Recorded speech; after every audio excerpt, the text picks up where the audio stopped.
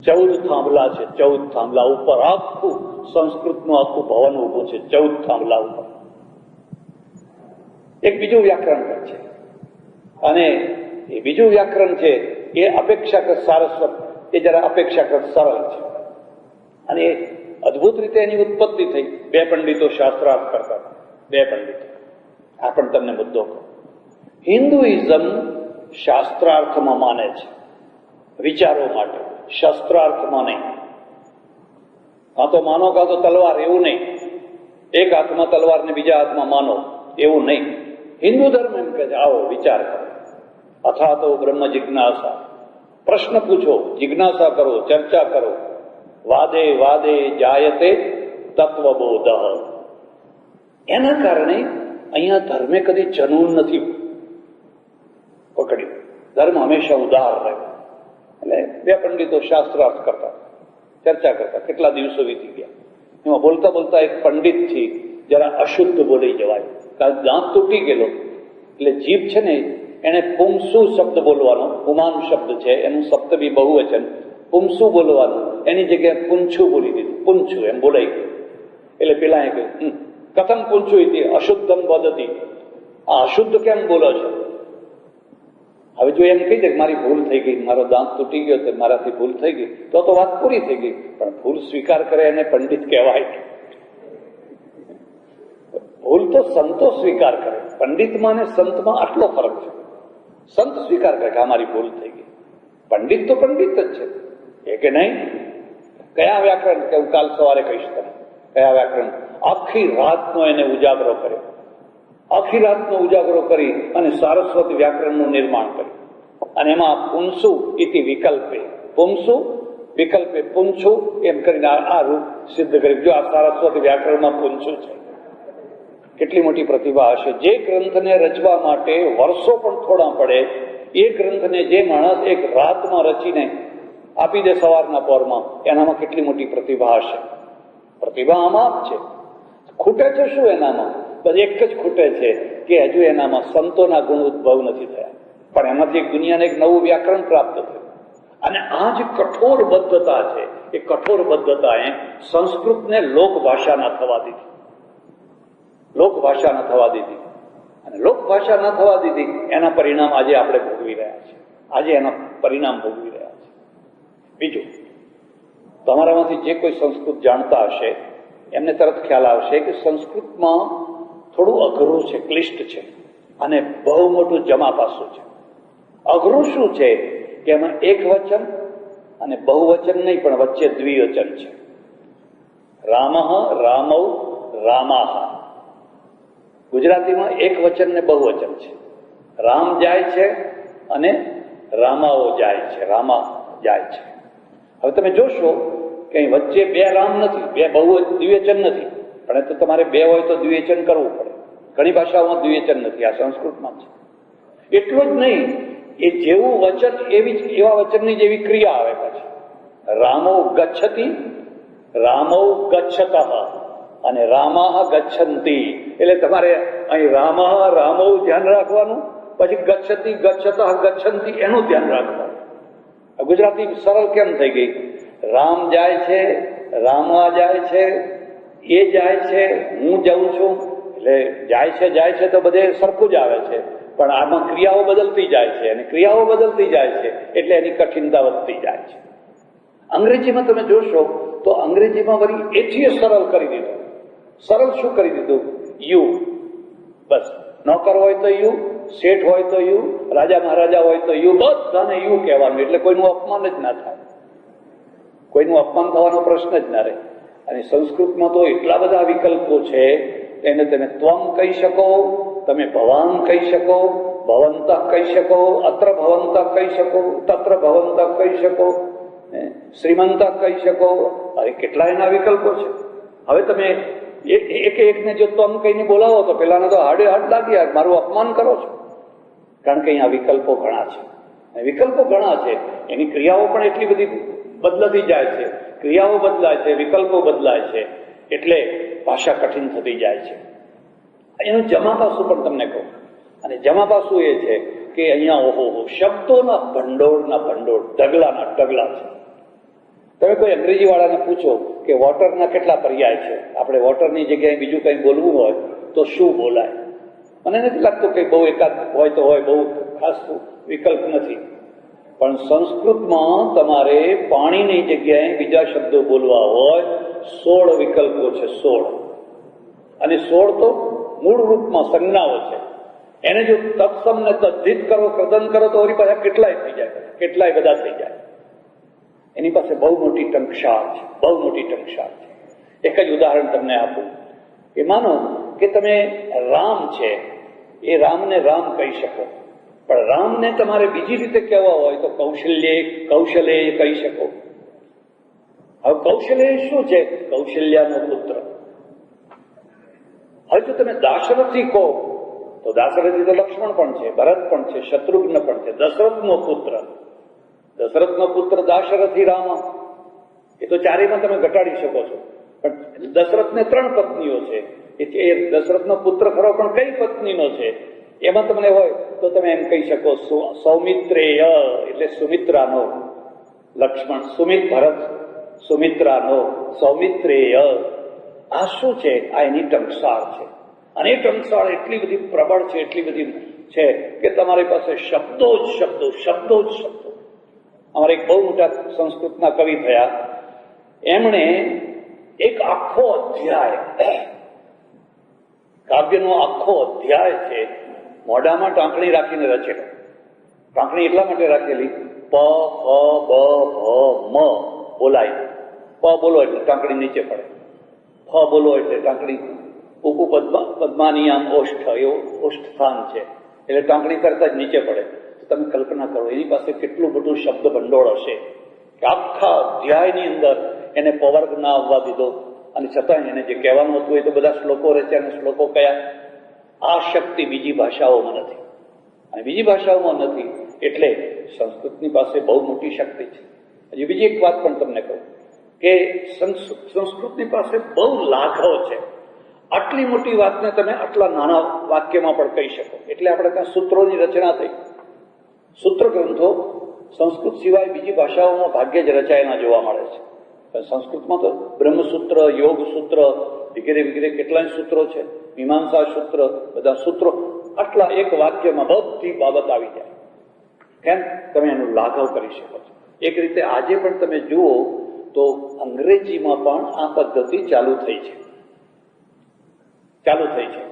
માનો કે કોઈ એમ કે BBC, બ્રિટિશ બ્રોડકાસ્ટિંગ કોર્પોરેશન. હવે શબ્દ આટલો મોટો છે પણ તમારે એને ટૂંકી કરવી છે તો BBC, ટૂંકો થઈ ગયો. પણ આ તો એક એક શબ્દને લઈને તમે ટૂંકો કર્યો. સંસ્કૃતમાં તો પાછો અર્થ સાથે ટૂંકો કરવાનો છે, અને એ ટૂંકા કરવાની ક્ષમતા એટલી મોટી ગજબની છે. હું તમને એક જ ઉદાહરણ આપું. એમ કહો છો કે હું જઉં છું. હવે જઉં છું જે ક્રિયા છે એના વિકલ્પો કરો. તમારા પાસે કેટલા વિકલ્પો છે? જઉં છું નહીં બોલવાનું, એની જગ્યાએ બીજું કોઈ બોલો, તમે નહીં બોલી શકો. આપણી પાસે વિકલ્પો જ નથી. પણ હું જઉં છું એ વાતને સંસ્કૃતમાં કહેવી હોય તો તમે 350 રીતે કહી શકો. 350 રીતે કહી શકો. કારણ કે ગતિ અર્થમાં 350 ધાતુઓ છે, વર્ગ 350 વર્ગ છે ગતિ અર્થમાં. અહં ગચ્છામી, અહમ એમી, અહમ યામી, એમ કરીને કેટલી બધી ધાતુઓ છે. હવે એ બધી ધાતુઓ તમારા મગજમાં તમે બેસાડો એટલે સહેજે બહાર થવાનો જ છે, એટલે અઘરું થવાનું જ છે. હવે અહીં તો હું જઉં છું, બસ હું જઉં છું, હું આવું છું, હું જઉં છું, હું આવું છું, એમાં બીજો વિકલ્પ જ નથી. એક જઉં છું શીખી લીધું એટલે બહુ થઈ ગયું. વળી પાછું આ જઉં છું જે છે એમાં પાછો આત્મનેપદી અને પરસ્મૈપદી એવા બે ભેદ ફરી પાછા થઈ જાય. તમને બધાને આ બધું બહુ અઘરું ને ભારે લાગતું હશે, પણ સંસ્કૃતનો વિષય છે એટલે હું સામાન્ય લોકો માટે નથી બોલતો. જે સંસ્કૃતના વિદ્વાનો છે એમના માટે બોલું છું કે આ લોક ભાષા કેમ ના થઈ, આ દેવ ભાષા જ કેમ થઈ અને લોક ભાષા કેમ ના થઈ શકે. જો એને લોક ભાષા કરવી હોત તો આ બધી કઠોરતા આપોઆપ ચાલી જાય. ભાષ્યકારે લખેલું છે હિંડી ઇતિ ગુર સૌરાષ્ટ્રે. તમને કલ્પના નથી કે તમે કયું સંસ્કૃત બોલો છો. તમે અહીં સૌરાષ્ટ્રમાં બોલો છો હેડ, હવે એટલે હીડી ધાતુ છે સંસ્કૃતમાં, હીડીથી સૌરાષ્ટ્ર. તો આ હીડી ધાતુનું ઉચ્ચારણ સૌરાષ્ટ્રમાં વધારે થાય છે, અને એમાંથી હિંડવું, હિંડતી, હિંડતા, હિંડંતી ધાતુઓ બને છે, અને એમાંથી ફરી પાછા શબ્દો બને છે. ધાતુઓમાંથી શબ્દો બને છે. રમંતે યોગીનો યસ્મિન ઇતિ રામ. રમુ ધાતુ ક્રીડાયામ છે, અને એમાંથી પાછો રામ શબ્દ બને છે. અને એ જે ધાતુઓ છે એને યગંત, યગલુગંત એવા પાછા પ્રત્યયો લગાડો તો ઓહો કેટલો મોટો અર્થ થઈ જાય છે. અહં ગચ્છામિ એક સરળ સાદું રૂપ થયું, પણ મયા જંગમ્યતે પુનઃ પુનઃ અતિશય નવા ગચ્છતિ ઇતિ જંગમ્યતે. તો એમાં તમારે એટલું જ કહેવાનું છે કે મયા જંગમ્યતે, એનો અર્થ થાય છે કે હું વારંવાર અતિશય રીતે હું જઈ રહ્યો છું. હવે આ બીજી ભાષાઓમાં આ બધું લાવવું ક્યાંથી, આટલું બધું લાવવું ક્યાંથી? અને આ બધાના કારણે એક તરફ એનું બહુ મોટું જમા પાસું છે, બહુ મોટું જમા પાસું છે. દયાનંદ સરસ્વતી છે, વ્યાકરણના પ્રકાંડ પંડિત હતા, પ્રકાંડ પંડિત. દુર્ભાગ્ય એ છે કે સૌરાષ્ટ્રનો સિંહ, સૌરાષ્ટ્રમાં ગીરમાં તો સિંહ થાય છે, પણ લોકોમાં બહુ ઓછા થતા દેખાયા. એક ગાંધી થયા, એક દયાનંદ થયા. વીર ગાંધી દયાનંદ જ્યાં નીપજ્યા, સતી અને સંતનો જ્યાં વિસામો, ભારતી ભૌમની વંદુ તનયા વળી, ધન્ય હો ધન્ય સૌરાષ્ટ્ર ધરણી. કવિએ તો ગાયું, બહુ સુંદર ગાયું. એટલા મોટા વ્યાકરણના એટલા બધા પ્રકાંડ પંડિત આદિત્ય સૂર્ય વિરજાનંદ સ્વામી એમને વ્યાકરણ ભણાવેલું, અને વ્યાકરણના જોરે કાશીના પંડિતોને હરાવી દીધા. જ્યાં જાય ત્યાં પંડિતોને હરાવી દે. પંડિતો જે મંત્ર લઈને આવે, જે શ્લોક લઈને આવે, એ તરત જ એનો જુદો અર્થ કરે કે મૂર્ખ, તને ખબર છે અહીંયા આ ધાતુ છે અને આ ધાતુનો આવો અર્થ થાય છે. એમાંથી એમણે વેદોના ભાષ્ય લખ્યા, અને બિલકુલ આધુનિક ભાષ્ય લખ્યા વ્યાકરણના જોરે. વ્યાકરણનું આટલું બધું જોર છે, અને એ પ્રકારનું જોર આજે પણ લગભગ બધી ભાષાઓમાં થોડા ઘણા અંશમાં રહેતું જ હોય છે. અને કેવી રીતે રહેતું હોય છે પણ તમને કહું કે દરેક ભાષાના બે રૂપ છે, બે રૂપ છે. એક બોલચાલની ભાષા, એક સાહિત્યની ભાષા, એક ડોક્ટરી ભાષા, એક એન્જિનિયરિંગ ભાષા, એક ટેકનિકલ ભાષા. ડોક્ટરની ભાષા હોય આપણને ખબર ના પડે, હોય ગુજરાતી, પણ એના જે શબ્દો આવે એ શબ્દોની આપણને ખબર ના પડે, કારણ કે ડોક્ટરીની ભાષા શબ્દો જુદા જ છે. એન્જિનિયર હોય તો એ એના ચોરસ માપ ને ફલાણા ને બધા સ્ક્વેર મીટર ને બધું આપણને ખ્યાલ ના આવે. એમ દર્શનની ભાષા છે, ફિલોસોફીની ભાષા છે, એ હાઈલી છે, બહુ ઊંચી છે. અને એનું પરિણામ તમે જોઈ શકો છો કે બૌદ્ધ અને જૈન બંને, બુદ્ધ ભગવાને પાલીને સ્વીકાર કરી અને મહાવીરે પ્રાકૃતને સ્વીકાર કર્યો. બંને લોક ભાષાઓ. આનંદને કહ્યું, આનંદ મારો ઉપદેશ લોક ભાષામાં લોકો સુધી પહોંચાડવો છે, ખાલી વિદ્વાનો સુધી નહીં, લોકો સુધી પહોંચાડવો છે.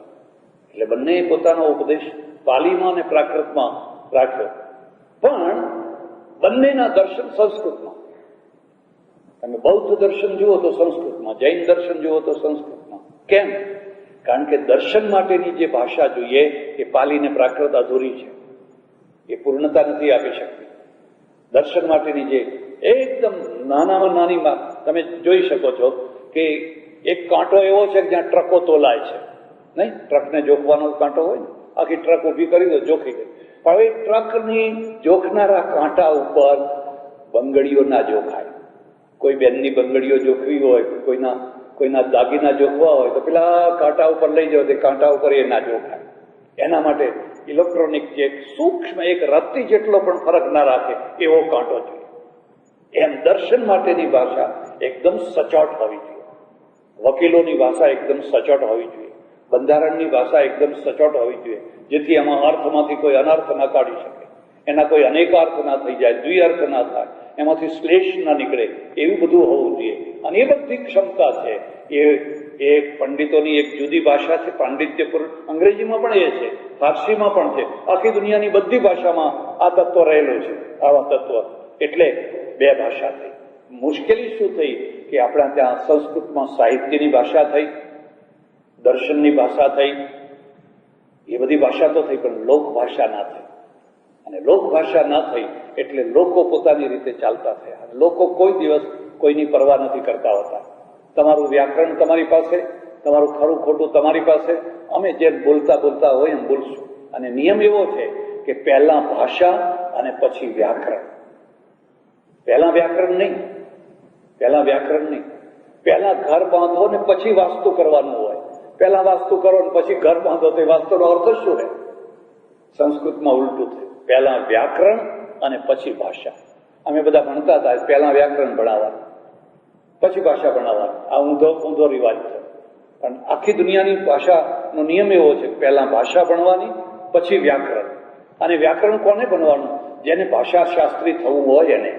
લોકોને ભાષા ભણવાની કોઈ જરૂર નથી, વ્યાકરણ ભણવાની કોઈ જરૂર નથી. તમે અમેરિકા, ઇંગ્લેન્ડ જાઓ, આજે પણ ત્યાં કેટલાય અભણ લોકો છે, અંગ્રેજી બહુ સરસ બોલે, જેમ આપણે ગુજરાતી બોલીએ છીએ. પણ એ કેટલોકમાં લખવાનું કહો કે તું લખી દે, મને લઈ નહીં ફાવે લખતા, કારણ કે એ ભણ્યો નથી. તો ભાષા તો માતૃભાષા છે, માએ શીખવાડેલી ભાષા, કે સ્કૂલમાંથી ભણેલી ભાષા નથી. એ સંસ્કૃતમાં શું થયું કે સંસ્કૃતમાં પાઠશાળામાંથી આવેલી ભાષા છે, માતૃભાષા નથી, લોકભાષા નથી, ચોરે ને ચૌટે બોલાતી ભાષા નથી. એટલે એ પાઠશાળામાંથી આવેલી ભાષા છે. અને પાઠશાળામાંથી જે આવેલી ભાષા છે અને સજ્જડ પકડાયેલી છે, બંધાયેલી ભાષા છે. આ બધાના કારણે એમાં જે સહજતા, સરળતા, રુજુતા વગેરે વગેરે જે આવવું જોઈએ એ નથી આવી શક્યું. અને નથી આવી શક્યું એટલે લોકો છોડી દે, જવા દો, માથું કોણ ફૂટે. ગાંધીજીના સત્યના પ્રયોગો જોજો. એમણે કહ્યું કે હું પહેલા દિવસે હાઈસ્કૂલમાં ભણવા ગયો અને સંસ્કૃત લીધેલો મેં, અને રામા કરતા કરતા મગજ થાકી ગયું. 2-4 દિવસ આવી ગોખણપટ્ટી કરી અને પછી મને લાગ્યું કે આ તો બહુ અઘરું છે. એટલે ફારસીના વિદ્વાન હતા, એ ફારસીના વિદ્વાને કહ્યું તું આમાં આવી જાય, હું તને ફારસી શીખવાડું. અને ફારસીના તો શેર કિલકિલાટ થઈ જાઓ તમે, આનંદ થઈ જાય, એટલા સારા સારા શેરો છે. હસ્યા જ કરો, મજા જ કર્યા કરો, એટલા બધા સુંદર શેરો છે. હું કાશીમાં રહેતો અને કાશીમાં થોડુંક ભણાવતો પણ ખરો. એટલે મારા રૂમમાં જયારે જુઓ ત્યારે વિદ્યાર્થીઓ ભરેલા જ હોય. હું મારી પોતાની વાત કરું એ બરાબર નહીં, પણ હું જયારે સાહિત્ય ભણાવું, ખાસ કરીને શાકુંતલ, તો કાશીમાં તો નાની નાની ગલીઓ 4-4 ફૂટની, 3-3 ફૂટની, તો સામે બધા ગ્રહસ્થો રહે. એ બધાએ કઈ રાખેલું શાકુંતલ ભણાવો ત્યારે અમને કહેજો. એમની બારીઓમાં આવીને બધી બહેનો બેસી જાય. એટલો રસ આવે.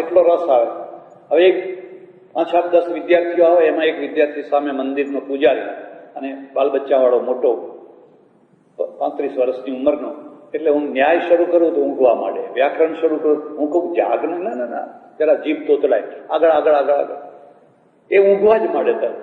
અને જ્યાં સાહિત્ય આવે, શાકુંતલ આવે, એકદમ કિલકિલાટ થયા. અને પછી મને કે આવું જ રાખવું જોઈએ પરીક્ષામાં, આ બધું ના રાખવું જોઈએ, આ તો માથું ખાઈ જાય, આવું જ રાખવું જોઈએ. કેમ કે એમાં તો રસ છે, રસોત્પત્તિ છે, એમાં રસ છે. એટલે ગાંધીજી છે એમણે લખ્યું, હું ફારસીમાં જઈને બેઠો. મને ભણાવનાર જે બ્રાહ્મણ અધ્યાપક હતા એમણે જોયું કે આ વાણિયાનો છોકરો આવ્યો ને, એટલે એને પૂછ્યું કે કેમ બેટા તું? કે મને બહુ અઘરું પડે છે ગુરુજી, મારાથી સંસ્કૃત શીખાતું નથી, મને બહુ અઘરું લાગે છે. કે તું ચિંતા ન કર, હું તને સરળ બનાવી દઈશ, પણ તું પાછો ક્લાસમાં.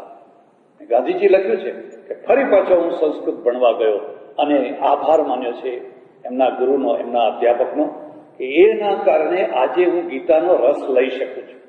જો એ વખતે હું થોડુંક પણ સંસ્કૃત ના ભણ્યો હોત તો આજે મને જે ગીતામાં રસ આવે છે એ રસ ના આવ્યો હોત. એટલે એ વાત તો છે કે તમે એની થોડું અઘરાપણું તો રહેવાનું, પણ એ અઘરાપણાને પણ જો તમે પાર કરી શકો તો અદ્ભુત રસ છે, એના અંદર એટલો મોટો ખજાનો છે. અને અઘરું છે એ એટલા માત્રથી કોઈ છોડી દેવું એ બરાબર નથી. હમણાં 2 વર્ષ ઉપર મારે ચાઇના જવાનું થયું, અને ચાઇનામાં તમને જાણીને નવાઈ લાગશે, કોઈ પણ વિદ્યાર્થીને માત્ર લિપિ શીખવા માટે 3 વર્ષ કાઢવા પડે છે. લિપિ શીખવા માટે, કારણ કે લિપિમાં 6500 અક્ષરો છે. કફ ગઘ એમ નહીં કે 32 બારાખડી થઈ ગઈ, 52 અક્ષરના થઈ ગઈ, નહીં, 6500 અક્ષરો છે. અને બધા જાત જાતના મોકા ચૂકા. અને પહેલા તો આમ ઊભું લખતા, હવે થોડુંક આડું લખતા થયા છે. અને ઊભું કેમ લખતા એનું પણ કારણ કહી દઉં, કારણ કે પહેલા બધા જે મેસેજ આપવામાં આવતા એ વાંસના કાગળમાં આપવામાં આવતા. અને ઊભો રહેતો એટલે આમ ઊભું લખવામાં આવતું, પછી આમ આડું લખવાનું થયું. મુસ્લિમો આમથી આમ લખે, બાકીની દુનિયા બધી આમથી આમ લખે. તો 6,500 અક્ષરો છે. હવે એ 6,500 અક્ષરોને ઠીક કરતા 3 વર્ષ તો એમ જ પરીક્ષા આપતા. તો કહ્યું ભાઈ છોડી દો ને, આ 6,500 અક્ષરોની માથા પછી શા માટે કરો છો? કે ના છોડાય, એ અમારું છે. એમ પોતાને પણ પોતાની ભાષાનું એક મમત્વ હોય, એક પ્રેમ હોય, એક લાગણી હોય. અને લાગણી એટલે ખાલી કોઈ બીમાર છોકરું ઉછેરીને મોટા કરવાની લાગણી નથી, પણ એની અંદર થોડુંક તમે જો અઘરાપણું સહન કરી લો તો પછી તો આનંદ જ આનંદ છે, રસ જ રસ છે. ત્યાં કોઈ સમુદ્રનો કોઈ છેડો ના દેખાય એટલું બધું એનું ઊંડાણ છે અને એટલું બધું એનું પહોળાઈ ને લંબાઈ ને ચોડાઈ છે. પણ શરત એટલે છે કે પહેલા થોડુંક અઘરાપણું સ્વીકાર કરી શકો છો. પણ એક બીજી વાત પણ હું તમને કહી દઉં કે અઘરાપણું પ્રૌઢ ભાષામાં છે, જે બોલચાલની સામાન્ય ભાષા છે એમાં એટલું બધું અઘરાપણું નથી. આજે પણ ઘણા કુટુંબો છે દક્ષિણ ભારતમાં જે ઘરમાં સંસ્કૃત જ બોલે છે, ભલે ઘણા ગાંઠ્યા છે પણ બોલે છે. પણ એ કેવી બોલચાલની સીધી સાદી ભાષા, એમાં સંધિ નહીં કરવાની, એમાં કોઈ અઘરા શબ્દો નહીં બોલવાના, અઘરી અજાણી ક્રિયાઓનો પ્રયોગ નહીં કરવાનો, પ્રચલિત ક્રિયાઓ, પ્રચલિત શબ્દો, સમાસ વિનાના શબ્દો, સંધિ વિનાના શબ્દો, એટલે બહુ સરળ થઈ જાય. એમ બોલચાલની જે ભાષા છે એ તો સરળ છે, પણ પાંડિત્ય ભાષા જે છે દર્શનની, સાહિત્યની, એ બધી છે એ તો બહુ અઘરી છે. અને અઘરી છે છતાંય મજા આવે, આનંદ આવે એવી છે. સજ્જનો, મેં તમારો બહુ સમય લીધો, પણ મને એમ લાગે છે કે હું અહીં આવ્યો અને બોલાવ્યો, અને મારી થોડીક રુચિ પણ હતી કે સંસ્કૃતના સારા સારા વિદ્વાનો ભેગા થયા હોય, એકત્રિત થયા હોય, અને એમના સામે એક બહુ મોટો પ્રશ્ન છે. પ્રશ્ન એ છે, અરબીને ટકાવવી, ફારસીને ટકાવવી, લેટિનને ટકાવવી, સંસ્કૃતને ટકાવવી, તો કેવી રીતે ટકાવવી? લેટિન હવે વ્યવહારની ભાષા નથી રહી, કારણ કે લેટિન છે યુરોપની બધી ભાષાના શબ્દો એમાંથી આવ્યા છે. એટલે તમારે જ્યારે પણ કોઈ શબ્દ છે એ મૂળમાં શું છે તો લેટિનમાં જવું પડે, અને એ રીતે લેટિન ટકી છે માત્ર જૂના દસ્તાવેજ તરીકે. ફારસી ને અરબી તો ટકેલી જ છે, પણ એમાં નવું રૂપ તો આવેલું જ છે.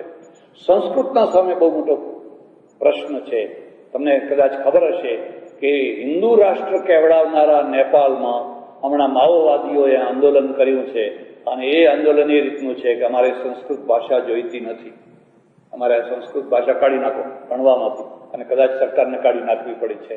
તો નેપાળની આ દશા થાય તો કાલે ભારતમાં પણ કંઈ પરિવર્તન થાય તો ભારતની પણ એ દશા થઈ શકે છે. તો એ દશા ન કરવી હોય તો એની ઉપયોગિતા, અને ઉપયોગિતા કેવી રીતે થઈ શકે? 2 રીતે. પહેલામાં પહેલા તો એને હવે દેવ ભાષામાંથી લોક ભાષા બનાવવાની છે. કોણ ભણી શકે? બધા ભણી શકે. સ્ત્રી ભણી શકે? કેમ? લોપા મુદ્રા કોણ છે? ગાર્ગી કોણ છે? એ તો બધી સ્ત્રીઓ જ છે. વેદના કેટલીય ઋચાઓ છે, એની ઋષિ સ્ત્રી છે. એ બધી સ્ત્રીઓ કઈ જેવી તેવી નથી, બહુ મોટી મહાન સ્ત્રીઓ હતી, ઋષિ પત્ની હતી, ઋષિ હતી. એટલે સ્ત્રીઓ ભણી શકે, ક્ષત્રિયો ભણી શકે, વૈશ્યો ભણી શકે, શૂદ્રો ભણી શકે, બધા ભણી શકે, બધા ભણી શકે. હવે એ પ્રતિબંધવાળી દુનિયા ખતમ. બહુ મોટી ભૂલ કરી અને ભૂલના પરિણામ આજે ભોગવીએ છીએ. હવે એ ભૂલને સુધારવાની છે. એક વાત. બીજી વાત, હવે તમે સંધિનો કઠોર આગ્રહ રાખો, સમાસવાળી અઘરીમાં અઘરી ભાષા તમે બોલો તો એ નહીં ચાલી શકે. ઉર્દુ વાળા એ રવાડે ચડ્યા છે. તમે કેટલીક ઉર્દુ જોશો તમને કશી ખબર ના પડે. એવા બધા અરબી ને ફારસીના શબ્દો લાવી મૂકી દે કે તમે, એ તો ઉર્દુ છે એકદમ સરળ ને સહજ. હિન્દુસ્તાની ગાંધીજી અને જેને સ્વીકાર કરેલો તો એ લોક ભાષા થઈ ચૂકી હોત. પણ આજે એવા ઘણા શબ્દો એ લોકોએ ઘુસાડી દીધા છે, અપ્રાકૃતિક, અકુદરતી, અને એ ભાષાને બોજરૂપ બનાવી દીધી છે. તો એ 2 દોષોમાંથી જો છૂટવામાં આવે અને એમ કહેવામાં આવે, આવો જેને ભણવું હોય એના માટે આ સરસ્વતીનો દ્વાર બધાના માટે ખુલ્લો છે, સૌના માટે ખુલ્લા છે. કોઈના માટે કોઈ પ્રતિબંધ નથી. પ્રતિબંધ લગાવીને ભૂલ થઈ છે, હવે એવું કશું નથી. એટલે સજ્જનો, અહીં આવવાનું થયું અને આટલી મોટી સંખ્યામાં તમે આવ્યા, મને આનંદ થયો.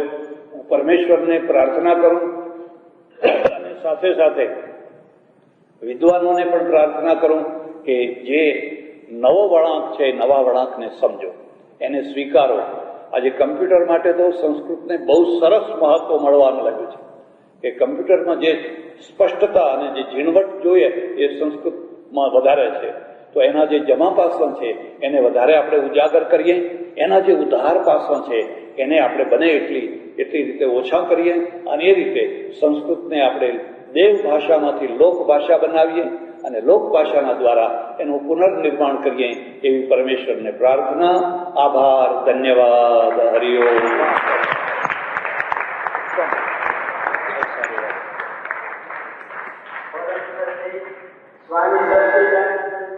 संस्कृत भाषायाः गौरवं दर्शितम् अस्माकं कृते तस्य उद्बोधनं ज्ञानप्रदं वयं खलु धन्याः. तदनन्तरम् अत्र उपस्थितः सारस्वतविशेषः डॉक्टर परीख महोदय प्राथमिक प्रवचनं करिष्यन्ति. તારીખ 15/1/2003 મોરબીમાં જે ક્રાંતિ ચક્ર આવેલું તેના સ્વાગત માટે ઓર્પેટ પરિવાર તરફથી આયોજિત સભામાં સ્વામી સચ્ચિદાનંદ પરમહંસ ભક્તિ નિકેતન આશ્રમ પેટલાદ દંતાલીવાડાએ કરેલું પ્રવચન. અમારા બહેનોને ભાઈઓને કોઈને પણ કશી ઉતાવળ નથી. આપ પૂરતો સમય આપીને આશીર્વચન પાઠવો પૂજ્ય સ્વામીજી.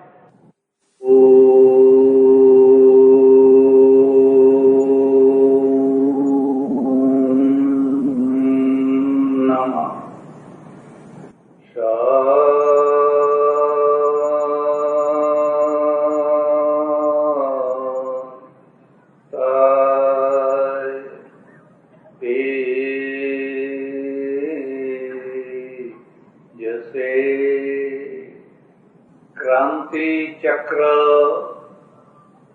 સ્વાગત સમારોહ પ્રસંગે જે પરિવારે આટલી મોટી ઉછામણી બોલી, આટલું મોટું પ્રદાન સમાજને કર્યું, એ સમાજના સૌથી વયોવૃદ્ધ મુખ્ય માણસ એવા ભાઈ શ્રી ઉદ્ધવજીભાઈ પટેલ, એમના પરિવારના બધા જ પુરુષ સભ્યો અને બહેનો, વંદનીય સ્વામીજી મહારાજ, ઉમિયા પરિવારના ભાઈ શ્રી કેશુભાઈ પટેલ, મંચ ઉપર બિરાજેલા બધા જ વિશિષ્ટ મહાનુભાવો, સજ્જનો અને બહેનો, આપણે ત્યાં ઓછામાં ઓછા 5 ચક્રો છે અને 5 ચક્રોએ બહુ મોટો ઇતિહાસ સર્જ્યો છે. તમને ખબર હોય કે ન હોય, સૌથી પહેલું જે ચક્ર પ્રવર્તિત થયું એ ભગવાન કૃષ્ણનું છે. એ ચક્રનું નામ છે શૌર્ય ચક્ર. કોઈ આગળ પાછળ શૌર્ય ચક્ર. સમાજને જો સારામાં સારી રીતે ઘડવો હોય તો એનામાં બીજા બધા સદગુણોની સાથે સાથે શૌર્યને મૂકવો પણ જરૂરી છે. પણ શૌર્ય છે એ ક્ષમા પછીનું શૌર્ય છે. ક્ષમા વિનાનું જો શૌર્ય હોય તો કદાચ એ ગુંડાગીરી બની જાય, દાદાગીરી બની જાય, છીછરું બની જાય. ભગવાન કૃષ્ણે શિશુપાળની 99 ગાળો સહન કરી, 99 વાર એને માફ કર્યો. સભા વચ્ચે તું આવો છે, તું આવો છે, તું આવો છે, તારો બાપ આવો હતો, તારી માં આવી હતી. એક સંભ્રાંત પુરુષનું સભા વચ્ચે અપમાન થાય અને એ અપમાનને પચાવવું બહુ અઘરું કામ છે. પણ કૃષ્ણ એક શબ્દ ના બોલ્યા, એક શબ્દ ના બોલ્યા. 99 ગાળો પૂરી થઈ એટલે કૃષ્ણ ઉભા થયા અને કૃષ્ણે કહ્યું, ખબરદાર શિશુપાળ, મેં બહુ સહન કર્યું, હવે જો તું બોલીશ તો મારું સુદર્શન ચક્ર છે, યાદ રાખજે. હું ક્ષમા કરું છું, પણ ક્ષમાની એક હદ હોય છે. ક્ષમાની એક સીમા હોય, એ સીમા તું વટાવી ચૂક્યો છે અને હવે જો તું બોલીશ તો તારું માથું કાપી નાખીશ. પણ એના માથે કાળ ભમતો હતો અને એને સ્વામી ગાળ બોલી અને સુદર્શન ચક્ર શરૂ થયું. સભાના વચ્ચે શિશુપાળ માથું જુદું થયું. મને બહુ આનંદ થયો, બહુ જ આનંદ થયો. જે પ્રયત્ન હું વર્ષોથી કરું છું એ પ્રયત્નનું થોડું મૂર્તિમંત રૂપ અને અહીં જોવા મળ્યું. ઓર્પેટ પરિવારના 2 દીકરાઓને તલવાર ભેટ આપવામાં આવી. તલવાર ભેટ આપવામાં આવી અને એની પાસેનો મેસેજ છે. મેં ઉઘાડી તલવાર કેમ કરી? જ્ઞાન સાથે આપવી હોય તો આપી શકો છો, પણ મેં ઉઘાડી એટલા માટે કરી કે આ શોભાનો ગાંઠિયો ના થઈ જાય, દિવાલ ઉપર લટકતી થઈ જાય કે બસ બતા. એ મેસેજ છે આવનારા દિવસો બહુ કપરા આવવાના છે અને તમારી સંપત્તિ, તમારું ઐશ્વર્ય, તમારી પ્રગતિ, તમારી ચડતી કેટલાય લોકોની આંખોમાં કણાની માફક ખૂંચે છે. જેમ સ્વામીજીએ પેલા ભૂંડડાની વાત કરી એ બહુ સાચી વાત કરી છે. અને ત્યારે તમે માત્ર કોઈ બહારનો માણસ આવે કે બીજો માણસ આવે કે ઉપરનો ભગવાન અવતાર લે એવી આશા રાખીને બેસી રહેશો તો તમે નમાલા થઈ જશો. અને નમાલા ના થવું હોય તો એક ઘરમાં આ તલવાર હોવી જોઈએ, એક ઘરની. ગુરુ ગોવિંદસિંહે શીખોને કહ્યું, માળા હું ફેરવીશ, તમે તલવાર ફેરવો. આખો દેશ છે એ દુષ્ટોના હાથમાં આવી ગયો છે અને દુષ્ટો સદાવી રહ્યા. એટલે જે પહેલું ચક્ર હતું એ સુદર્શન ચક્ર હતું. આપણે ભગવાનના હાથમાં મૂકી દીધું અને આપણે થઈ ગયા ચક્ર વિનાના. અને ભગવાનને કહ્યું કે તું તારે જેમ ફેરવવું હોય એમ ફેરવજે. પણ ભગવાન તો કહે છે હિંમતે મરદા તો મદદે ખુદા. તું હિંમત કરે તો હું તારી જોડે મદદ કરવા આવું, પણ તું બારણા બંધ કરીને ઘરમાં બેસી જાય તો હું તારી મદદ કરવા ના આવું. આ પહેલું ચક્ર. બીજું ચક્ર છે એ ધર્મ ચક્ર છે. અને ધર્મ ચક્રે બહુ મોટો મેસેજ આપ્યો. જેમ શૌર્ય ચક્રે મેસેજ આપ્યો, બહાદુર બનો, વીર બનો, બહાદુર બનો, બહાદુર બનો, આતંકવાદીઓ તમને જીવવા નહીં દે. એવી જ રીતે ભગવાન બુદ્ધે સારનાથમાં ધર્મચક્રનું પ્રવર્તન, ધર્મચક્ર પ્રવર્તનાય. અને એ ધર્મચક્રનો મેસેજ હતો મધ્યમ માર્ગ. આ છેડે નથી જીવવાનું, આ છેડે નથી જીવવાનું. જીવન છેડામાં નથી, જીવન મધ્યમાં છે. મધ્યમાં છે એટલે ક્યાં છે? કોઈ પણ વસ્તુનું બેલેન્સ બનાવો. આપણો સમાજ બુદ્ધના સમયમાં ખસતો ખસતો ખસતો ખસતો એક એવી જગ્યાએ પહોંચી ગયેલો, ઉપવાસ કરો, ઉપવાસ કરો, શરીરને સુકાવી નાખો, આ ના ખાઓ, આ ના ખાઓ, આ ના ખાઓ, આ ના ખાઓ. જાત જાતના વગર જોતા નિયમો ઉભા કર્યા. એક તરફ પશુ બલિદાનો થઈ રહ્યા છે, એક તરફ કઠોર તપસ્યા થઈ રહી છે. બે વાંચિયા છે, બેમાંથી સમાજનું કશું નથી થતું. તમે હજારો પશુઓ મારી નાખો ભગવાનના નામે, દેવ દેવીઓના, કશું મળતું નથી.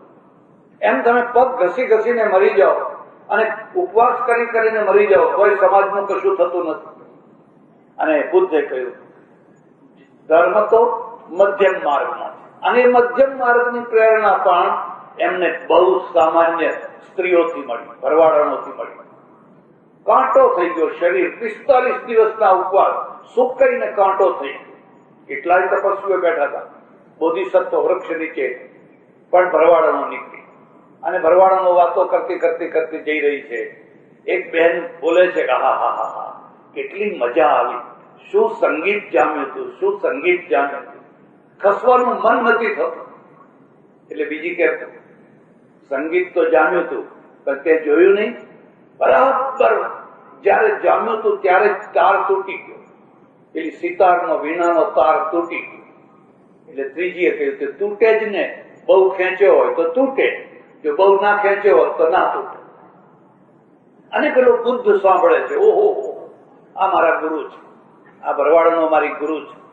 એમ મેસેજ આપે છે કે જીવનના તારને એટલો ના ખેંચો કે સભા વચ્ચે જ તૂટી જાય.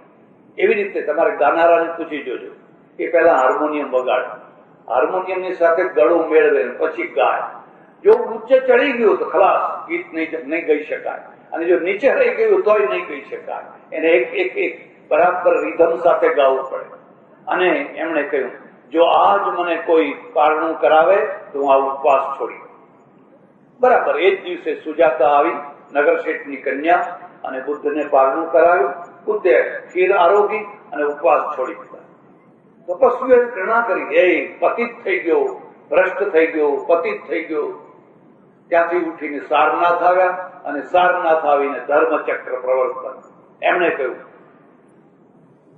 માત્ર કઠોર તપસ્યા કરવાથી કશું મળતું નથી. તમે મધ્યમ માર્ગમાં ચાલો, આખી જિંદગી ચાલી શકાય એવા નિયમોમાં ચાલો, તો તમારો બેડો પાર છે. અને ભગવદ્ ગીતા પણ એ જ કહે છે. એટલે બીજું જે ચક્ર પ્રવર્તિત થયું એ ચક્ર હતું ધર્મ ચક્ર. અને ધર્મ કેન્દ્રમાં છે, મધ્યમાં છે. આ છેડે નથી, આ છેડે નથી. ભલા થજો, કોઈને છેડામાં જોઈને કદી પ્રભાવિત ન થશો. એ લાંબુ યાત્રા નહીં કરી શકાય, મધ્યમાં જ યાત્રા થઈ શકે. એના પછી અશોકે એક ચક્રનું પ્રવર્તન કર્યું. બુદ્ધ તો આર્કિટેક્ટ છે, અશોક એન્જિનિયર છે. આર્કિટેક્ટ એક કાગળ ઉપર નકશો બનાવે, એન્જિનિયર એને મૂર્ત રૂપ આપે. અશોકે જોયું, ઓહો, આટલા સરસ વિચારો, આટલો સરસ ધર્મ, અને જો એક નાના ક્ષેત્રમાં જ રહી જશે તો એનો ઉપયોગ નહીં થઈ શકે. માટે એનો પ્રસાર કરો, એનો પ્રચાર કરો. અને એમણે જે ચક્ર બનાવ્યું એ પ્રસાર ચક્ર, પ્રચાર ચક્ર. ચરથ ભિક્ષવે બહુજન હિતાય બહુજન સુખાય. ભિક્ષુઓ વિચરણ કરો, વિચરણ કરો, વિચરણ કરો. અને જોત જોતામાં અડધા વિશ્વ ઉપર બૌદ્ધ ધર્મ ફેલાઈ ગયો. આપણે ના જઈ શક્યા. બ્રાહ્મણો અભડાતા હતા, જૈનો ને પાપ લાગતું હતું. આપણે કોઈ કઈ બહાર ના જઈ શક્યા, કુવાના ડેડકા થઈને રહી ગયા. પણ બૌદ્ધ ભિક્ષુઓ, હું આખી દુનિયા ફર્યો છું અને મેં જોયું, ચાઇનામાં સિનજિયાંગ પ્રાંતમાં જ્યાં જુઓ ત્યાં બૌદ્ધ જ બૌદ્ધ, બૌદ્ધ જ બૌદ્ધ. હવે મુસ્લિમો થઈ ગયા છે. ઠેઠ મેક્સિકો સુધી બૌદ્ધ પહોંચ્યા. અફઘાનિસ્તાનમાં બુદ્ધની કેટલી મોટી ભવ્ય મૂર્તિ આતંકવાદીઓએ તોડી નાખી. અને એ એટલેથી તોડીને અટકવાના નથી. આ મુદ્દો યાદ રાખજો. એ કઈ છેલ્લી મૂર્તિ નથી. એમણે તો કેટલી મૂર્તિઓ તોડી છે, અને આવનારા વર્ષોમાં હજુ કેટલી તોડવાના છે. પાકિસ્તાનમાં જઈને જુઓ મૂર્તિઓ હવે ક્યાં ગઈ બધી. એટલે આખી અડધી દુનિયા ઉપર બૌદ્ધ ચક્ર, એને પ્રચાર ચક્ર, પ્રસાર ચક્ર કહેવામાં આવ્યું. વિચરણ કરો, વિચરણ કરો. વિચરણ કોણ કરી શકે? જે કઠોર નિયમો પાડો તો વિચરણ ન કરી શકાય. હું હમણાં રશિયા જઈને આવ્યો, અને ભાગ્યે જ કોઈ આવી રશિયાની યાત્રા કરી હશે. 10,000 કિલોમીટરની સાઇબેરિયામાં ટ્રાન્સ સાઇબેરિયન રેલવેમાં 10 દિવસ સુધી યાત્રા કરી. 4 દિવસે નાવાનું મળે તો તમે એ બધું સહન કરો તો જ તમે યાત્રા કરી શકો. એટલે બીજું જે ચક્ર, ત્રીજું જે ચક્ર હતું એ પ્રસાર ચક્ર. તમારા સારા વિચારો છે, તમારી પાસે સારું તત્વ છે, એને ફેલાવા દો, એને દૂર દૂર સુધી જવા દો, ફેલાવા. ચોથું ચક્ર જે હું માનું છું એ ગાંધીજીનો રેંટિયો ચક્ર છે. રેંટિયો ચક્ર આજે અપ્રસ્તુત છે. અપ્રસ્તુત હોવા છતાં પણ એનો મેસેજ અપ્રસ્તુત નથી. એનો મેસેજ શું છે? લોકોને રોજી આપો, આ હાથને રોજી આપો. ભારત બેકાર દેશ બેઠો છે, ભૂખ્યો છે, લુખ્ખો છે, લોકોના પાસે અનાજ નથી, આવક નથી. કેવી રીતે જીવવું? એને કંઈક આપો, એ મેસેજ છે. અને હું એને રોજી ચક્ર માનું છું. જોકે આજે ઘણું બદલાઈ ગયું છે, ઘણું પરિવર્તન થઈ ગયું છે, પણ છતાં એ ચક્રે બહુ મોટું કામ કર્યું, બહુ મોટું, એટલું મોટું કામ કર્યું કે યુરોપના ચક્રોને થંભાવી દીધા. આ ગાંધી ચક્રે યુરોપના ચક્રોને, એટલે માન્ચેસ્ટરના ચક્રોને એક બહુ મોટો પડકાર ફેંક્યો, તમે નહીં ચાલી શકો. મારે એ બધી વાત નથી કરવી, પણ મારે જે મુદ્દાની વાત કરવી છે એ આ કરવાની છે. અને એ છે કે આપણે એક ક્રાંતિ ચક્ર ઉભું કર્યું, જે તમે અહીં જોઈ શકો છો. આ ક્રાંતિ ચક્ર 2-2.5 લાખ રૂપિયાના ખર્ચે એક સરસ મજાના કારીગરે મહિનાઓ સુધી મહેનત કરી અને ક્રાંતિ ચક્રનું નિર્માણ કર્યું. એમાં કેટલી ચાંદી, કેટલું સોનું, કેટલા હીરા, એ બધું એમાં જડેલું છે. અને ક્રાંતિ ચક્ર પાછું મને અર્પણ કરવાનું થયું. અને હું વિચાર કરું કે ઓહો, આ તો ખિસકોલીના ગળામાં હીરાની માળા થઈ ગઈ, મારે આ ક્રાંતિ ચક્રને શું કરવું? અને પરમેશ્વરે સુજાડ્યું, ખરેખર તો એને એમાંથી એક મેસેજ ઉભો કરને. મેસેજ શું છે? પાણી રોકો, પાણી રોકો, પાણી રોકો. જો કાઠિયાવાડને જીવવું હશે તો પાણી રોકાવું જ જોઈએ. પાણી નહીં રોકવામાં આવે તો તમારી પાસે બધું હશે તો પણ તમે જીવી નહીં શકો. અને એટલે એ પાણી ચક્ર છે, હું એને ક્રાંતિ ચક્ર કહું છું, એને હું પાણી ચક્ર કહું છું. એ પાણી ચક્રને પાણી માટે અર્પણ કર્યું. અને તે દિવસે કઈ લોકોએ મન મૂકીને કઈ પૈસા બોલ્યા છે, 10-15 મિનિટમાં તો 1.5 કરોડનો ઢગલો થઈ ગયો. કોઈ કલ્પના નહીં કરેલી કે આટલી ઝડપથી આટલા બધા પૈસા થશે. અને પરમેશ્વરની દયા સમજો, કૃપા સમજો. અને છેલ્લી બોલી ઓર્પેટ પરિવારના ભાઈ શ્રી પ્રવીણભાઈ, ઓધોજીભાઈ, એમના બધા ભાઈઓ એ બધા બોલ્યા. અને આ ચક્ર છે એ એમાંથી હું એને અત્યારે નાનું અને નાના ક્ષેત્રનું દેખાય છે, પણ જો તમે પેલા પ્રસાર ચક્રનું એને રૂપ આપો તો એ બહુ મોટું રૂપ ધારણ કરી શકે, બહુ મોટું રૂપ. અને એ ચક્ર શું ધારણ કરે છે? પહેલી તો મારી ઈચ્છા છે કે સૌરાષ્ટ્રના એક જિલ્લાના મથક ઉપર એનું સ્વાગત થાય. એ જિલ્લાના મથક ઉપરથી મેસેજ નીકળે, ચેક ડેમ કરો, ચેક ડેમ કરો, પાણીને રોકો, આવનારું ભવિષ્ય પાણીને આધારે છે. જો તમે પાણી નહીં રોકો તો તમારું કોઈ ભવિષ્ય નથી. આજે અડધું કાઠિયાવાડ અમદાવાદમાં, વડોદરામાં, નવસારીમાં, સુરતમાં વસવા ગયું છે. કેટલું કાઠિયાવાડ બહાર નીકળશે? જો કાઠિયાવાડને બહાર ના કાઢવું હોય તો તમે પાણી રોકો. અને હું હમણાં અમેરિકા જઈને આવ્યો, મારું પુસ્તક તમે વાંચજો. લોસ એન્જલસમાં આ વર્ષે 2.5 ઇંચ વરસાદ પડ્યો છે. 2.5 ઇંચ. ત્યાં વધુમાં વધુ 8 ઇંચ વરસાદ પડે છે. 8 ઇંચ વરસાદ પડે. આ વર્ષે તો 2.5 ઇંચ જ છે અને છતાં લીલું છમ છે. કેમ? કારણ કે કોલોરાડો નદી છે ને નદી ઉપર હુવર ડેમ બાંધ્યો છે. અને હુવર ડેમ છે એ આખા કેલિફોર્નિયા ઉપર છવાઈ ગયો છે. ક્યાંય પાણીની તકલીફ નથી. એમણે પાણી રોક્યું અને એટલું બધું ઉત્પન્ન, બદામ થાય છે, પિસ્તા થાય છે, ખજૂર થાય છે, ફલાણું થાય છે. કોઈ વસ્તુ એવી નહીં જે ત્યાં ના થતી હોય. સુખી થઈ ગઈ પ્રજા, માલામાલ થઈ ગઈ હુવર ડેમ ના કારણે. આપણે અહીંયા હુવર ડેમ તો નહીં બાંધી શકીએ. આપણે નર્મદાનો ડેમ બાંધીએ છીએ અને નર્મદાજી પણ સૌરાષ્ટ્રમાં આવી ચુક્યા છે અને આવી રહ્યા છે. પણ આપણે ગામે ગામ નાના ચેક ડેમ બાંધીએ. અને આ ઓર્પેટ પરિવાર, ઓધવજીભાઈને હું વર્ષોથી ઓળખું છું. એમનો એ પહેલેથી જ એમની લગન છે, મારો સમાજ બેઠો થાય, મારો સમાજ ઊંચો આવે. અને એટલે એ વર્ષોથી આ કામ કરી રહ્યા છે. અને એ કામ કરવા માટે જવાબદારી એમને સોંપી કે ભાઈ આ પૈસા તમે તમારી રીતે એનો યોગ્ય ઉપયોગ કરો અને એને યોગ્ય જગ્યાએ લગાવો.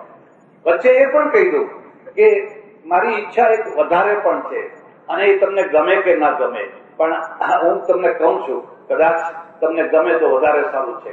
આજની સભા મારી ઈચ્છા છે કે 1.5 કરોડ કરી આપે. 1.5 થી 3 કરોડ કરી આપે. અને 3 કરોડ કરવાની શરૂઆત હું મારા તરફથી કરીશ. મારી સંસ્થા તરફથી આ ચેક ડેમો માટે 5 લાખ રૂપિયા, 5 લાખ રૂપિયા ચેક ડેમો માટે.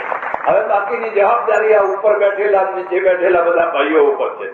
પણ ઉઠતા જો મેસેજ આવી જાય, અને આમાં કોઈ ચડાવો નથી કરવાનો, ઉછામણી નથી કરવાની. જે બોલે એને આપવાનો છે. અને આ બધા ચેક ડેમોમાં જ વપરાવાના છે. એટલે સજ્જનો, આ જે ચક્ર છે એ ચક્ર પાછળનો હેતુ છે કે આપણે જળ ક્રાંતિ કરીએ.